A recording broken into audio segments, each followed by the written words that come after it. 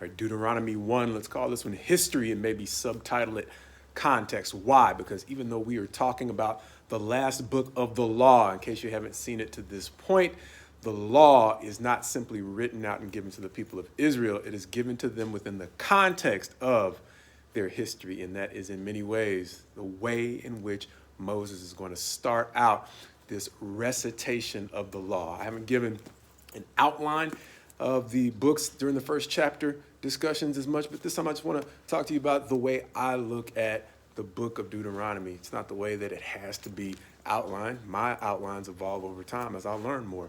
But to this point, it seems to sum up in remembrance, meaning the first few chapters are going to, in a lot of ways, have Moses telling them to remember how you got here, really how we got here since he's with them. But he didn't participate in the rebellion, so the second set of remembrances is, okay, remember how you rebelled. And not to just make it a downer, he has a point, because the next set of remembrances are going to be, remember how God told you that you will effectively recover.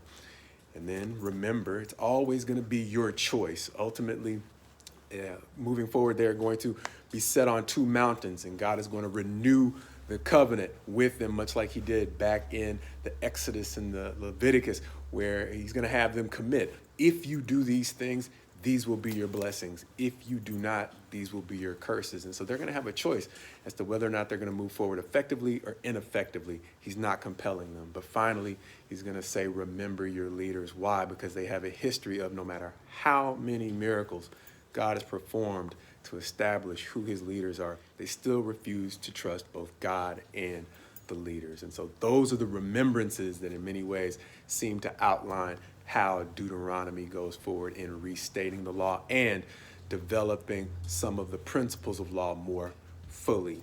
But looking at chapter 1, he starts out with a history, and he starts out on a high note. Once again, not to be a downer, there are a lot of low points he can focus on, but he focuses on the victories they had over two kings, Sihon and Og. And that's the context within which he will talk about how it personally affected him trying to lead the congregation to this point. Ultimately, what happened was it was too much for him, and that's one of the points he emphasizes in chapter 1. And so he had the blessing of having men that were going to help him in a number of ways, not the least of which was effectively judging the people. And those men were going to be qualified in verse 13 by being men who were wise, understanding, and experienced. But it wasn't enough for them to simply be talented inherently in those ways. They had to go about their job in the right way, meaning they had to keep justice as a priority. They had to pursue righteousness. And ultimately, those are things that go into them maintaining integrity in the way that they did their job. But even with that, it's not only the weight of the job that was heavy on Moses. Even though he was blessed to have this assistance, it still came at a great cost, because over and over, dealing with the stresses of the job took a huge toll on Moses.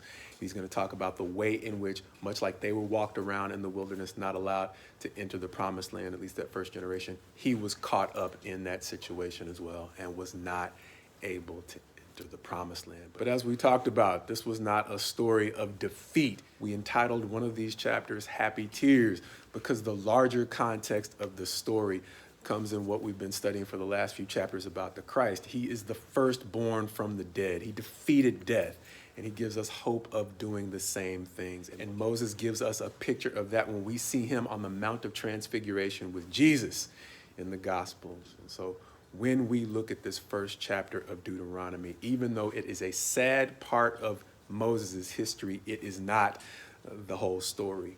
And the larger context is he is given hope that in many ways gives us hope as well. That just as Moses picked up the pieces after striking the rock and losing his trip to the promised land the first go around, he devoted the rest of his life to living in God's ways, which likewise encourages us to say no matter what has happened, no matter what we have lost out on, we still have a hope of looking at the larger context of what God can restore to us, both here and in eternity, if, as we often say, we commit to live the rest of our lives moving forward in him.